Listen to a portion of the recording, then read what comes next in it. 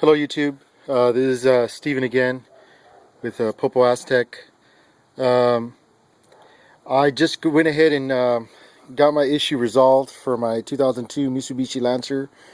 I was having issues for it to start. I'll show you here.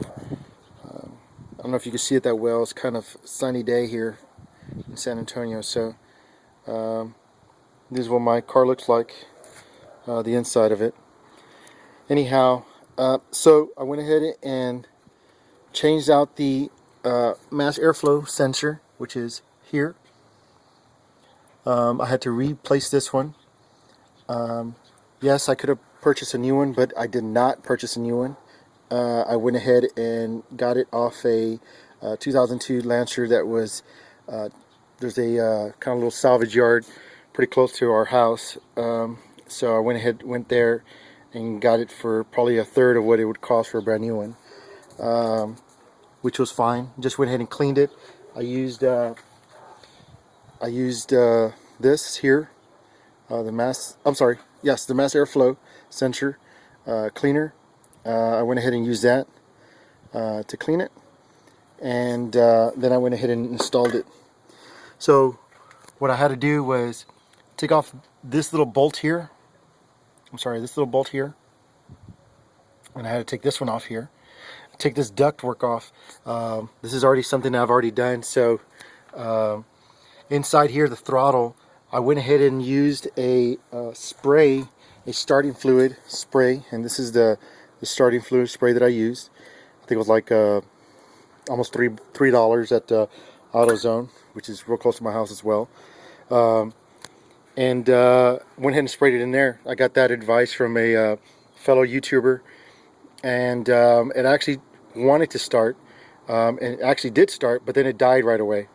So so I went ahead and still was trying to figure out what to do, how to get it to start. So I took that off. I went ahead and cleaned the air throttle, or the body throttle, and I used this spray here. I used the throttle body and air intake cleaner. Again, this is like $4 or $5. They're AutoZone, and I used that. I sprayed it in there. I actually took it out, sprayed it all over the place inside there, cleaned it, wiped it, make sure it was dry, left it left it outside to dry for a little bit. Then I went ahead and installed it. I also cleaned the little sensor that's underneath that air intake with the same spray. With the mass airflow spray. So tried to turn the car on, still didn't work. Didn't know what else to do. So I went ahead and went back to AutoZone and purchased some new spark plugs, thinking that the spark plugs were the issue. And once I purchased the spark plugs, I went ahead and put those in, and these are the plugs that I used. The Bosch Double Platinum. These are the ones I used for my car. They're the ones that were in there existing. So I just went ahead and took this off. I had to take these two bolts off. Took this one off and took, again, these two bolts off. Pop these off. Look inside there, and obviously get your little spark plug extender here. Put it in there. Use a little ratchet and take those out, which is pretty cool. This is the first time that I changed spark plugs, and it worked pretty well. And I was real grateful for that. Anyhow, put new ones in. Closed it back up, sealed it, buttoned everything up again, went, sat down, driver's seat, cranked it, and still nothing. So I was at a loss. Then yesterday I remember looking, while I was looking at YouTube and just the internet, searching what it could be. I was also looking at ScottyKilmer.com, which is on YouTube, and the dark Dragon Wing. Their videos I would recommend you subscribing to their videos. They're very good people that make good videos and to help people like myself with issues. But I looked at one of the issues, and it was actually, if you look here, you can see here, if you can see it, this is right here. I don't know if you can see it or not. This right here is a is where all my fuses are. I don't know if you can see those or not. It's a little blurry. Sorry for that. I'm using my phone. And here are the fuses here. Anyhow,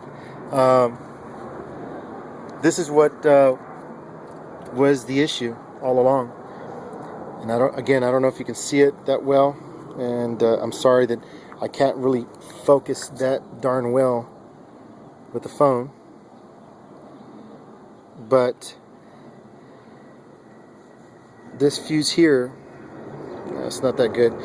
Anyways, this fuse was blown, and it was just a little 20 fuse, and so I went ahead and replaced it. And when I replaced it, I got back in the car, and when I went ahead and tried to crank it, it cranked really well. It came up and had no issues. And so this is the way it sounds. I'm just gonna reach in here real quick.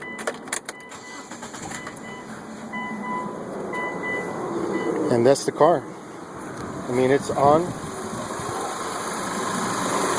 it's running. You can hear it here.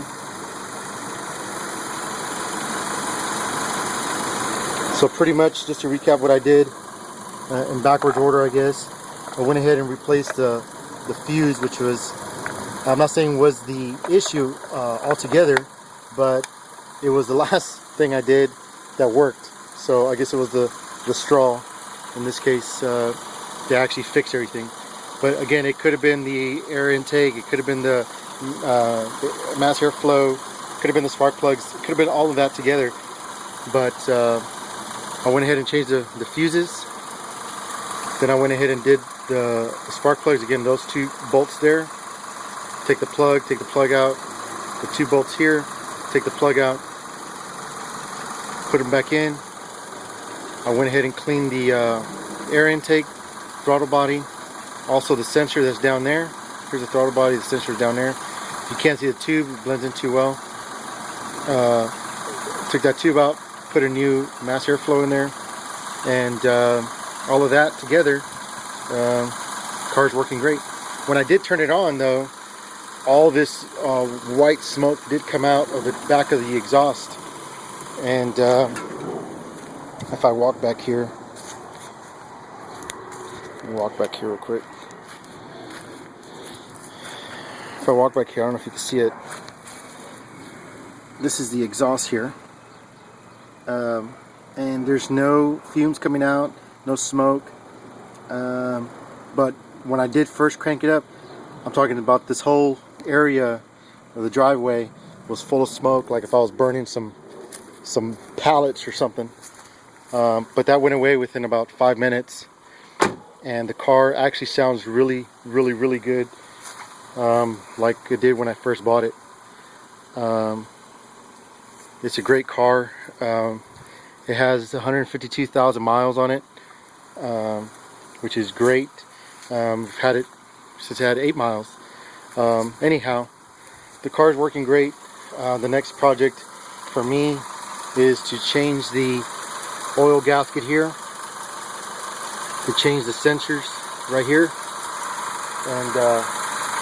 and that'll be it. Well, again, I hope this helps anybody who has issues.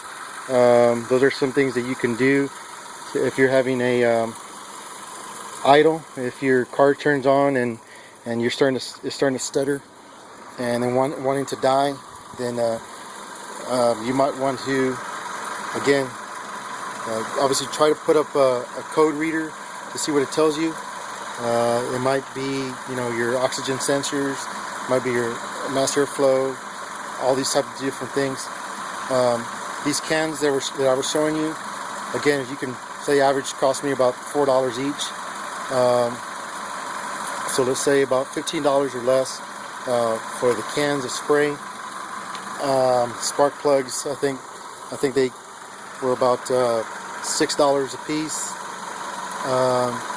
So everything came out probably under $50. The mass airflow was the most expensive, or the mass airflow sensor was the most expensive item, and I got that again off of another used vehicle from a salvage area, or salvage parts. So anyways, thank you for watching my video. Please comment, like it.